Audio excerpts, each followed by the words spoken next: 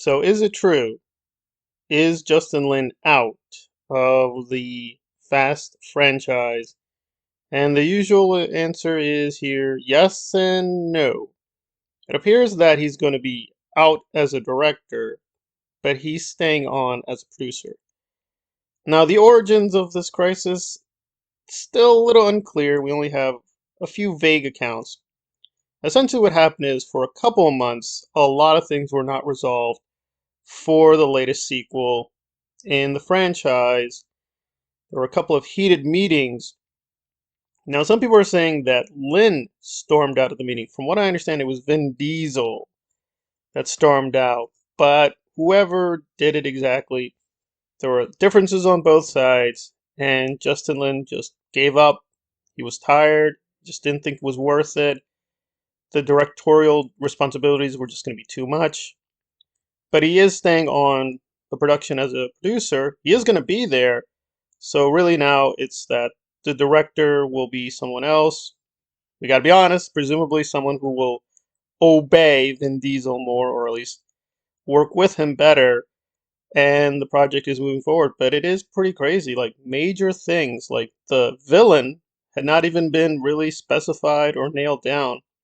They were still rewriting the script, and Vin had a lot of notes on changing things. So that's pretty nuts given how big this thing. It's going to be like $300 million, yet a lot of details weren't finalized.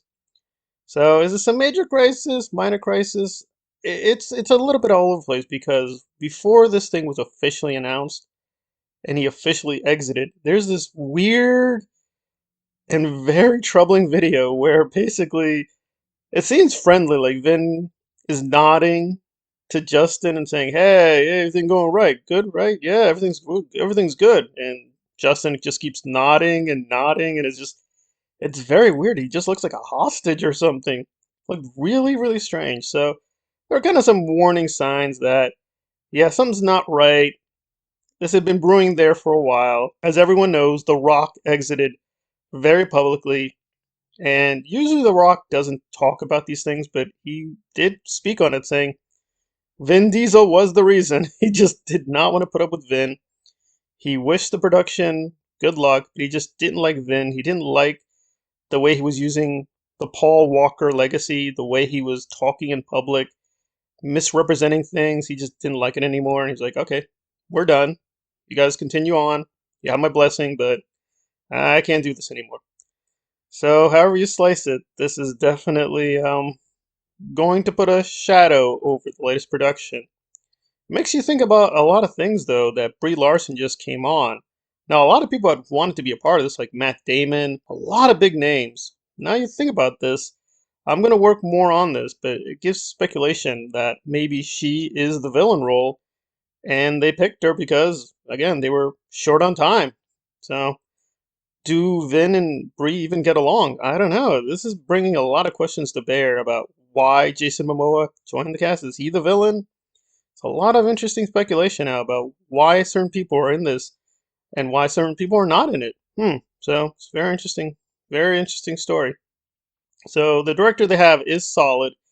He's done a lot of good action films, but again, depending on your perspective, really Justin made this franchise. He's really the architect. You could argue that Vin really wasn't the big one because I mean they did Hobbs and Shaw. They did okay. Didn't have him, so is he really that vital to the franchise? Well, we're gonna have to wait and see, and how the fans respond. I myself am very pro Vin Diesel, but I'm not blind. He does make some very puzzling decisions that are needlessly alienating. He sometimes puts out material that is extremely weak. He's always trying to start a franchise and build a financial empire, even if the material is not strong enough. But overall, I do like him. He's a really great performer. I still think Boiler Room is amazing, and he's pretty good in it. So I do think he's a solid actor. He's a solid performer, but yeah, working with him behind the scenes apparently is, well, it's very, very mixed. So we're going to have to wait and see if this actually hurts the franchise or whether it's just a little bump in the road as Fast and Furious keeps going into its very absurd and increasingly big and huge and megaton sequels, and how long they can sustain this.